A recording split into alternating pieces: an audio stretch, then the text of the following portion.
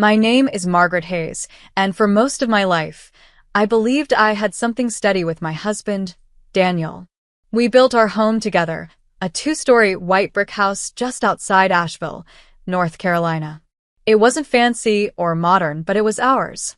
Every crack in the wooden porch, every squeak in the hallway floor, every patch of sunlight sliding across the living room carpet felt like a piece of our shared history. I loved that place the way some people love old letters. It held our beginnings, our storms, and all the quiet moments that never made it into photos. After 38 years of marriage, I thought nothing could shake the life we built. But the day Daniel died, that home turned into something different. A shell. A reminder of everything I lost. The doctors said his heart had given out suddenly during a business trip. I remember standing in that hospital hallway with its cold white lights, trying to understand how a man who laughed with me over coffee just 2 days earlier could be gone. My legs felt weak. My voice didn't work. The grief didn't hit me all at once. It came in slow waves, each one heavier than the last. At his funeral, I noticed strange things. My son, Aaron, kept a firm grip on my shoulder, but his touch felt forced, almost staged. His wife, Natalie, cried loudly enough for neighbors across the cemetery to hear, yet she had barely spent any real time with Daniel over the years. I tried to ignore the oddness, telling myself grief makes people act in strange ways. But even then, something deep inside whispered that something was off. 4 months after the funeral, I drifted.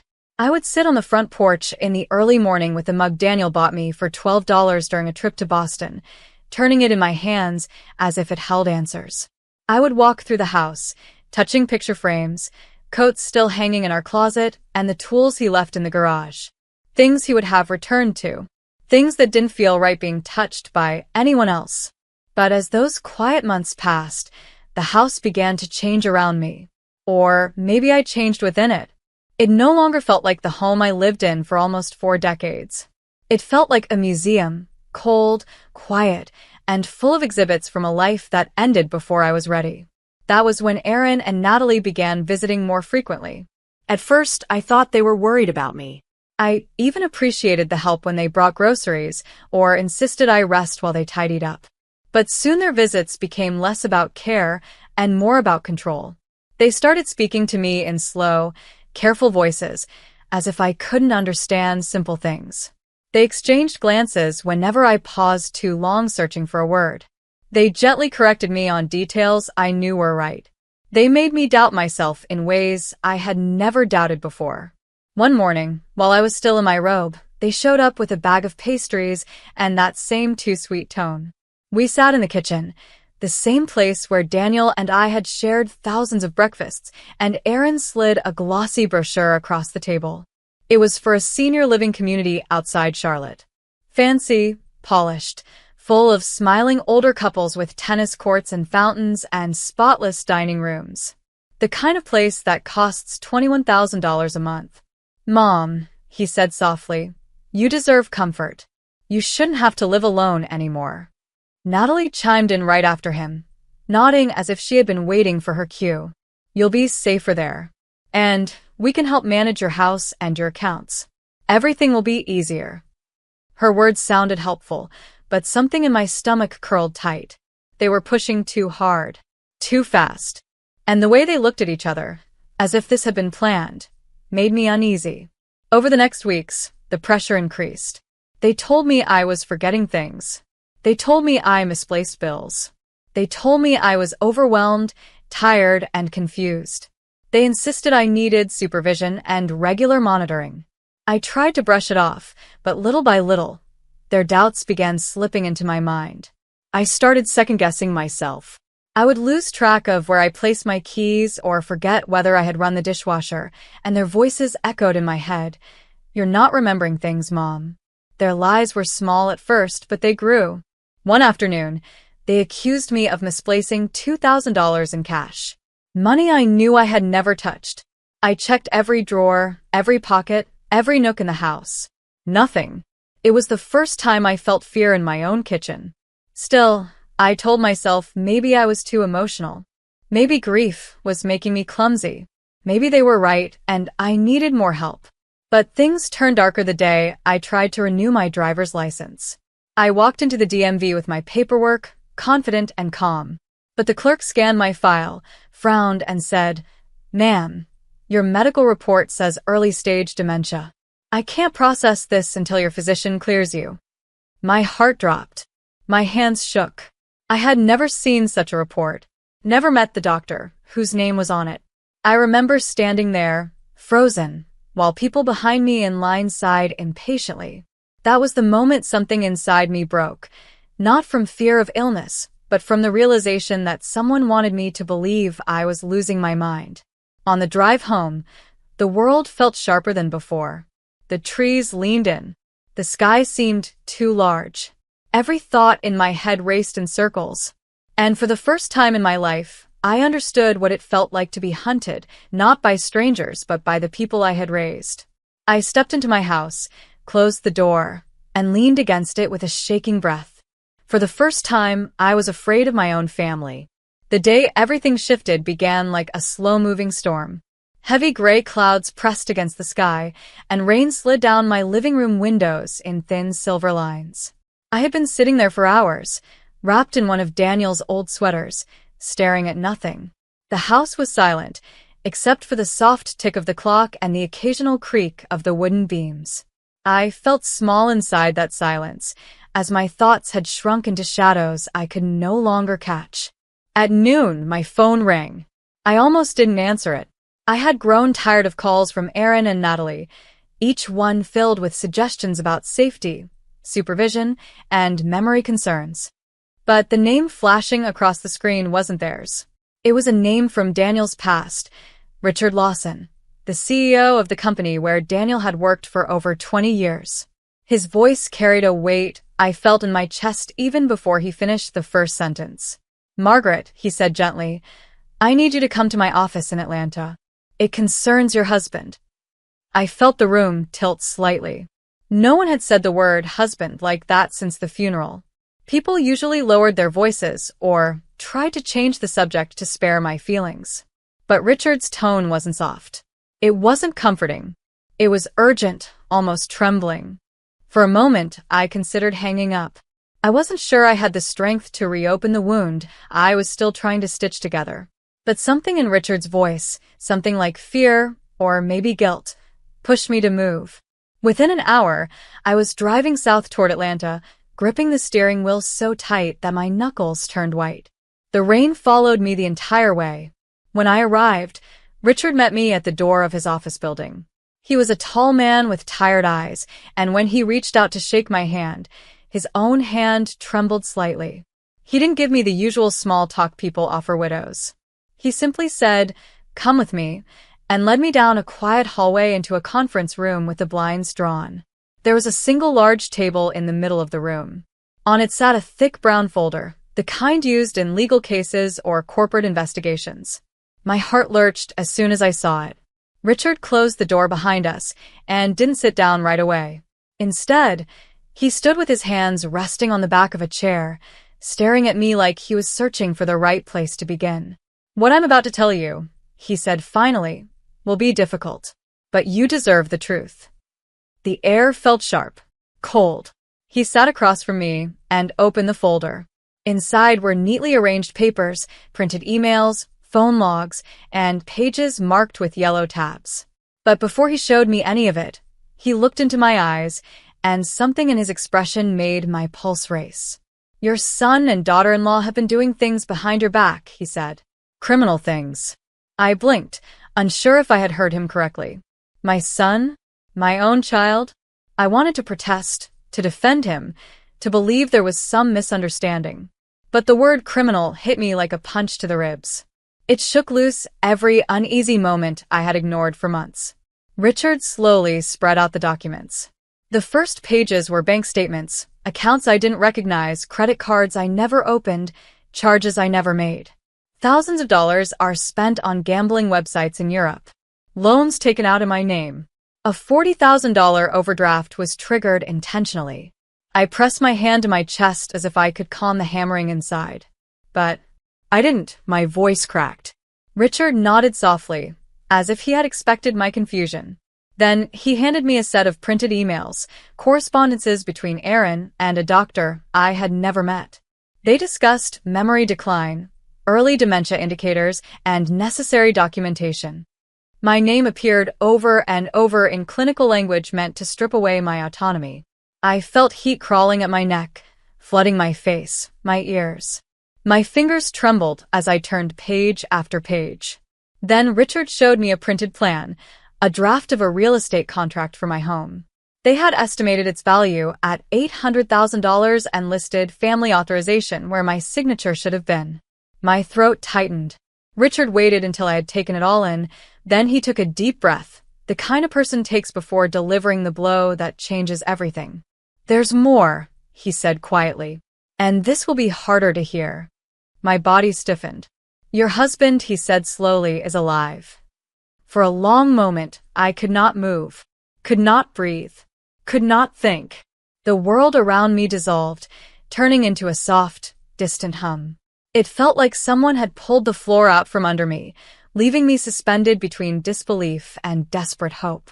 "He's alive," I whispered, my hands covering my mouth. Richard nodded. He explained that months before his death, Daniel had suspected that Aaron and Natalie were up to something. Money had been disappearing. Documents had been tampered with. Strange calls had been made to doctors behind our backs. When he confronted the situation quietly, he discovered that the scheme was larger than he expected. They weren't just stealing. They were preparing to take everything, my house, my accounts, my legal independence, my future. So Daniel did something unthinkable. He came to Richard and said, "If I stay, they'll never stop. If I disappear, they'll reveal everything themselves." With Richard's help and with a private investigator from Colorado, he staged his death to protect me. The investigator uncovered every lie Aaron and Natalie had told, every forged document, every account they opened, every fraudulent medical form. "He left to save you," Richard said softly. "He never abandoned you. He was trying to stop them before they hurt you." My tears blurred the papers on the table. I felt grief and relief crash into me at the same time. My husband was alive. He had been watching over me from a distance while I mourned him in our empty house. Then Richard handed me a small handwritten note. "Maggie, trust me. I'm protecting you. I'll come when it's safe." I pressed it to my heart, and I cried until Richard had to place a box of tissues beside me. Because on that rainy afternoon in Atlanta, everything I thought I knew about my loss, my son, and my sanity turned upside down. 3 weeks passed after I met with Richard, yet every day felt like a year. I lived in a strange space between dread and desperate hope. I woke each morning wondering if the door would open, if I would hear his voice, if I would finally see the truth with my own eyes. I slept lightly, listening for footsteps on the porch, imagining shadows moving through the hallway the way they used to when Daniel came home late from work. Grief had become confusion, and confusion had slowly transformed into a restless anticipation that I didn't know how to name. On the 21st evening, the sky turned a deep blue, and the air outside felt heavy with the smell of rain.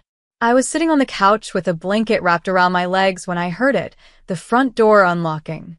Not forced, not jostled, not broken into. Unlocked, with the key that only Daniel ever used. My heart froze. For a moment, I wondered if I was imagining things, if my longing for him had pushed my mind to create sounds out of silence. But then I heard footsteps. Slow, familiar, measured in the exact way Daniel used to walk when he took off his shoes at the door. I stood, gripping the arm of the couch to steady myself. My breath stalled in my chest. Then I saw him. Daniel stepped into the warm glow of the hallway light, and everything inside me shattered and reformed at once. He looked thinner than when I last saw him, with more gray streaks in his hair and a tiredness in his posture. But his eyes, those warm brown eyes I had memorized over nearly 4 decades, were the same. Steady, kind, full of the quiet strength that had carried us through every hard moment of our marriage. I didn't walk to him. I didn't run.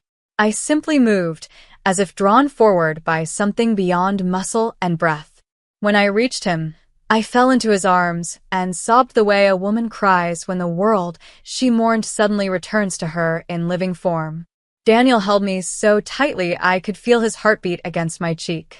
I don't know how long we stood there like that, but my tears soaked through his shirt, and neither of us spoke for a long time. We didn't need to. When he finally pulled back, he cupped my face with hands that trembled gently. "It's over, Maggie," he said. "We have everything we need. Every lie, every forged signature, every call. Claire recorded it all." Claire. The private investigator from Denver. The woman who had quietly followed the trail that Aaron and Natalie thought they had concealed so cleverly.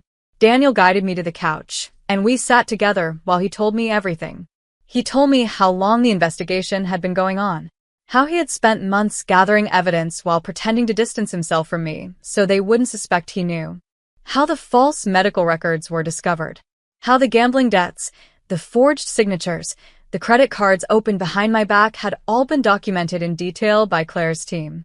He told me how my son, my own child, had spoken on recorded calls about managing mom's assets once she's in the facility, as if I were a burden he needed to package and move. The words stung like open wounds. Hearing them made my stomach twist in ways I didn't know were possible. I agreed to listen to the recordings only once. Once was enough. When I heard Aaron's voice calmly discussing how to sell my house, how to shift my bank accounts, how to pressure me into moving into a facility where I would not interfere with the process, something inside me broke, not loudly but quietly, like a soft snap of a branch under too much weight. Daniel placed his hand over mine as the audio ended, grounding me in the present.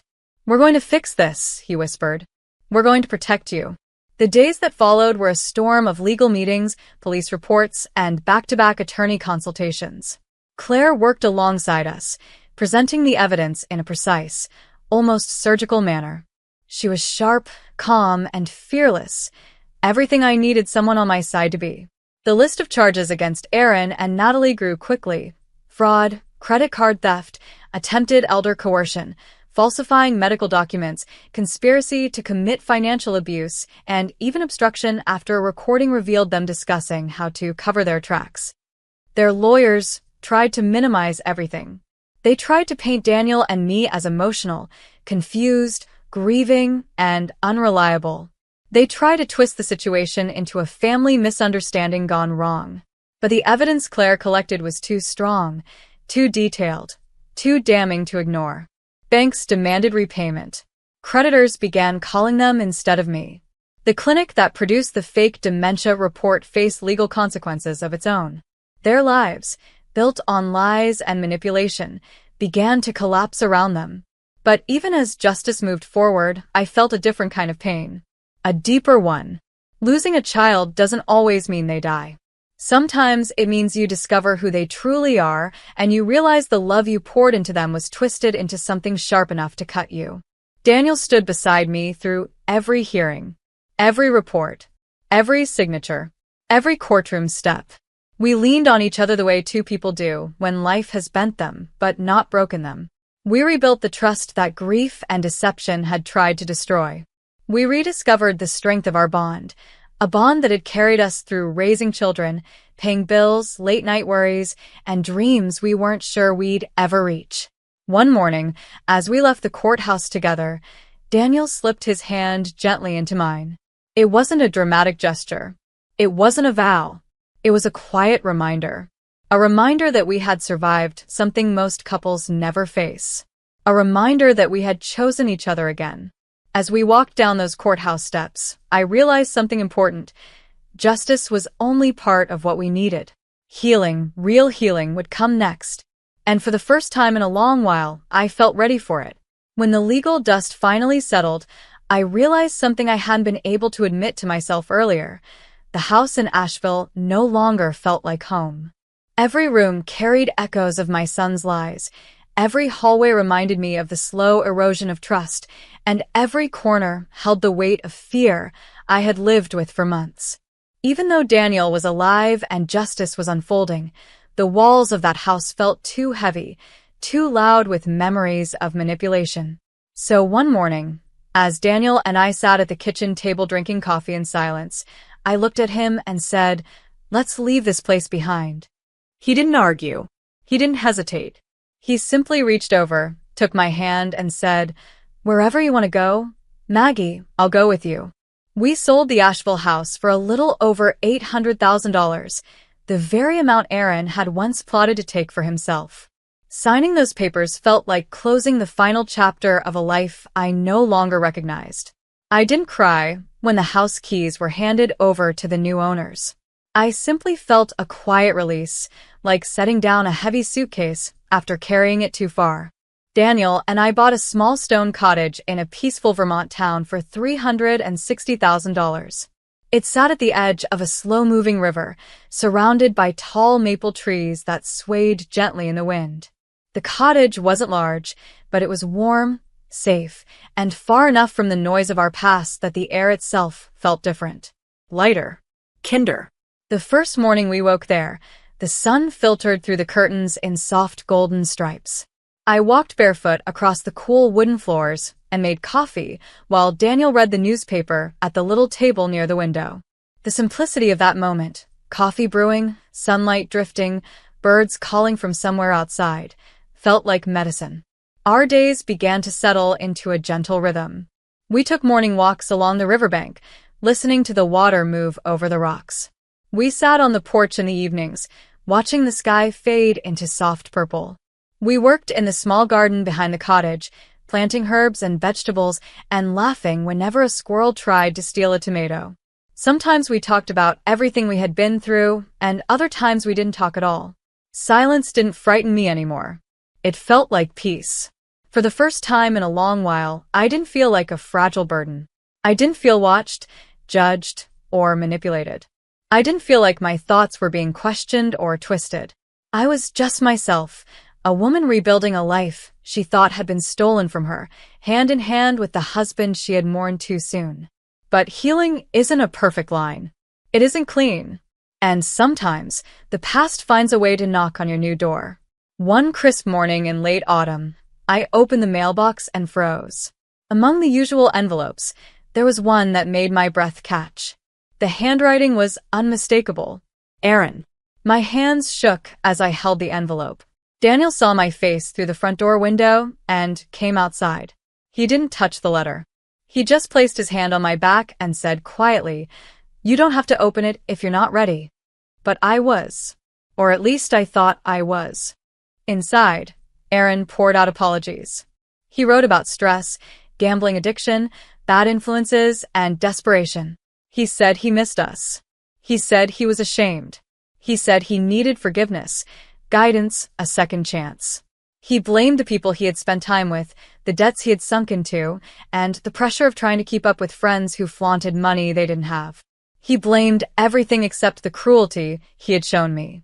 I sat on the porch steps and read the letter 3 times. Each time, my emotions shifted. First sadness, then anger, then a strange calmness I never expected. Daniel sat beside me silently, waiting for me to speak. When I finally looked up, I said, "He only wants forgiveness now that he's lost everything he tried to take." Daniel nodded. People often apologize when consequences arrive, not when conscience arrives. I folded the letter back into its envelope. I felt an ache, the kind that comes from a wound too deep to be stitched. But I also felt something steady inside me, a strength I had gained the hard way. Forgiveness, I realized, is not the same as opening the door again. Forgiveness is not the same as handing someone the keys to your peace.